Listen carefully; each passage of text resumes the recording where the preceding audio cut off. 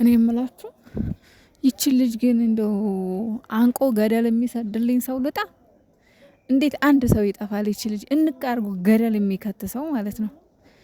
እግዚአብሔርን ነው የምላችሁ እንዴ። እቺ እኮ የጥራሯን አራችብን እኮ እግዚአብሔር ቀዘነችብን፣ ሽቅብ ሸናችብን እኮ ጎበዝ እንዴ። ልጅቷ ግን አላማዋ ምንድን ነው? ጭራሽ አርግዣለሁ ብላት እንዳ ማርያምን። አንዳንዴ ግን ማለት ነው እኔ እንጃ ይቺ የሆነች እባብ የሆነች ሴትዮ ማለት ነው ልጁንም ልታሳብደው ነው፣ ሀይሚዬንም ይሄው በሽተኛ ልታረጋት ነው። እችን ልጅ እየጠራችሁ ሰላማችሁን ባታጡ መልካም ነው። እውነቴን ነው የምላችሁ፣ ሰላማችሁን አትጡ። ይች ልጅ እየጠራችሁ ሲሆን ወይኔ እንዲሁ ምን ልበል በእናታችሁ፣ ኧረ ምን ልበል። ጨጓሬ ተቃጥሎ አለቀ። የምርን የጨጓሬ ያሮ አለቀ። የምር ተቃጠልኩ። ኧረ ውይ ትናንትና ማለት ነው ሀይሚን ስትናገራት ከሀይሚ ጋር ስትመላለስ እንዲሁ ውይ አጠገቤ ብትሆን እንዲሁ እንዴት አድርጌ እንዲሁ ንጫት ነበር፣ እርር ነበር ያልኩት። ከዛ ወዲህ ይኸው ትናንትና ማታ የገባሁ ነኝ ኦንላይን ላይ፣ ይኸው አሁን ገባሁኝ እነሱ በመምጫቸው ሰዓት። ሰላም እንዴት ናችሁ? ውድና የተከበራችሁ ቤተሰቦቼ ደህና ናችሁ ወይ? ያለው እግዚአብሔር ይመስገን። በያላችሁበት ዓለም ዳርቻ ሰላማችሁ ይብዛ። ውድ የጨረቃ ፋሚሊ እንግዲህ ሰላማችንን ካጣን ትንሽ 1-3 ቀን ሆኖናል። እኛ የተሻለ ስንጠብቅ የባሰ አታምጣው ስለው አምጥቶ ቆልለው አሉ።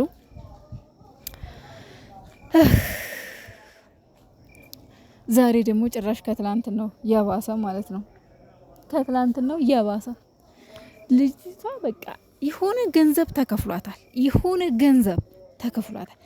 ይሄ ደግሞ አሁን አይደለም፣ አሁን ሳይሆን ከ6 ወር ወይም ከ7 ወር ከአመትም በፊት ሊሆን ይችላል። የሆነ ነገር አጥመጂ ተብላ የሆነ ወጥመድ አዘጋይታ አመቱን ሙሉ ሰርታበት ነው ዛሬ ላይ እዚህ ላይ የደረሰችው እንጂ እንደዚህ ባጭር ጊዜ ወይም በዚህ በትንሽ ጊዜ አይደለም። ይሄን ሁሉ ጥንስስ የተጠነሰሰው ማለት ነው። አራ ተባለ እንዴ ደግነቱ ማለት ነው። የቱ ጋር የሆነ ደስ ያለኝ ቦታ አለ። የቱ ጋር መሰላችሁ? በቃ ብሩኬ አንቺን እንደማይፈልግሽ እንዲሁም ደግሞ ብሩኬ ከአንቺ ጋር ግንኙነት እንደሌለው ተረድቻለሁ ስትላት ሀይሚ አቤት አንጀቴ እንዴት ደስ እንዳለኝ፣ አንጀቴ እንዴት ቅቤ እንደጠጣ እንዴት ደስ እንዳለኝ። እና ሚፍታህ ወንድሜ እንግዲህ ዛሬ መጥቶ ያው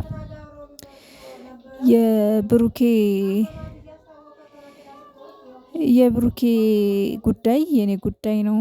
ምክንያቱም ሚፍታህ ማለት ለብሩኬ በጣም ጓደኛ፣ የእውነት ጓደኛ ብቻ ሳይሆን ወንድምም ነው ታውቃላችሁ።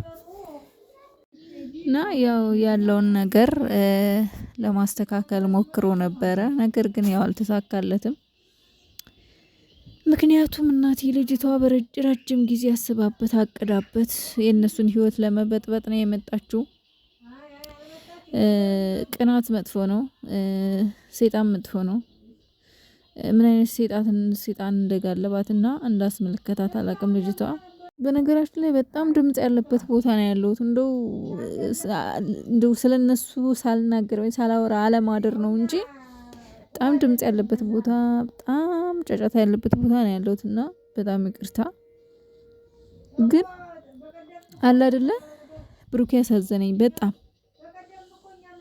መጀመሪያ ላይ በቃ ይሆናል አይደል ፊቱ ሁሉ ኮሶ ምስል ብሏል። የምር ማለት ነው። በጣም ብስጭት ብሏል። በጣም ፊቱ ራሱ ትክክል አይደለም።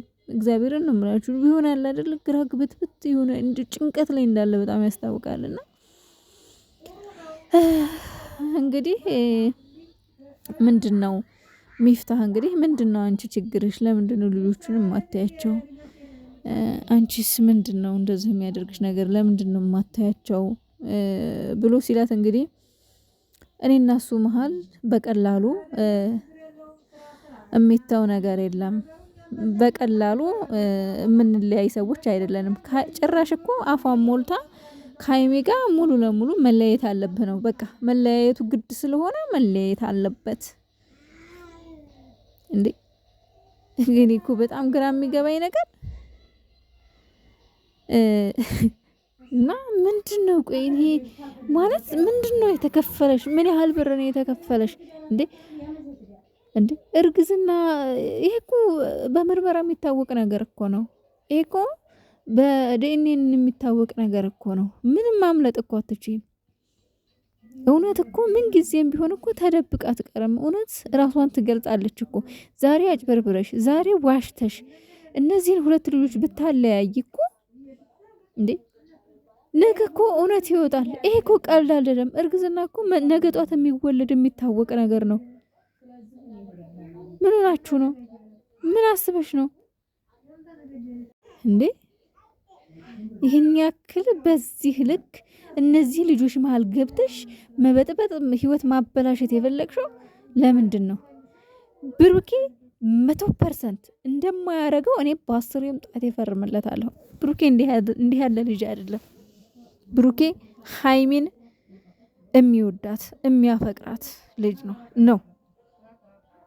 ቀልድ አይደለም። ከቤተሰብ የሀይሚና የብሩኬ ፍቅር በቀላሉ የሚናድ መስሎሽ ከሆነ ተሳስተሻል። ምክንያቱም ለመሰለሽ የብሩኬና የሀይሚ ፍቅር እንደ ተራ ትርኪ ምርኪ ፍቅረኛሞች አይደለም። ቤተሰብ ኦልሬዲ እንደተጋቡ ወቂው ምክንያቱም እነሱ ቤተሰብና ቤተሰብ ተዋውቀዋል። ሰው ቤተሰብ ፈጥረዋል። በቃ ኦልሬዲ ጋብቻው እንደተፈጸመ ቆጣሪው። አንቺ አሁን በቃ አለ አይደለ ብሩኬን በፊት ትወጁ ነበር፣ ግን ትቶሻል። ምክንያቱም እንደ ሀይሚ አይደለሽም፣ እንደ ሀይሚ ባለሙያ አይደለሽም፣ እንደ ሀይሚ አስተዋይ አይደለሽም፣ እንደ ሀይሚ ቆንጆ አይደለሽም፣ እንደ ሀይሚ ጥሩ ስነ ምግባር የለሽም። ስለዚህ ትቶሻል። ከዛ ሰሞኑን አሁን ሽማግሌ ይላክ እየተባባለ ፕራንክ ሲሰሩ አይተሻል። ከዛ ይቺ ነገርማ ሽማግሌ ሊላክ ነው ማለት ነው፣ እነዚህ ልጆችማ ሊጋቡ ነው ማለት ነው ብለሽ በቅናት ጭርጭር ብለሽ በቅናት ቅጠል ብለሽ ኧረ ይሄ ነገርማ አይሆንም፣ እኔ የጣልኩትንማ አታነሳብኝም እንዴ ቆይ እኔ እሰራለታለሁ አደርግለታለሁ ብለሽ እንደዚህ አይነት አይዲያ አምጥተሽ መጣሽ። በእርግጥ ይሄ አሁን ብቻ አይደለም፣ ከድሮ ጀምሮ የተጠነሰሰ ነው።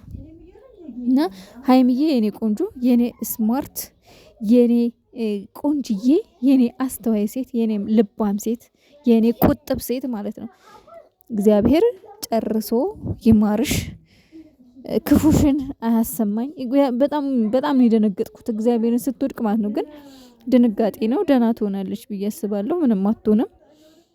መብራን ትጠብቅሽ፣ እሷ ትዳብስሽ የኔ ቆንጆ። ምቀኞችሽን ማለት ነው ከእግርሽ ስር ይጣላቸው።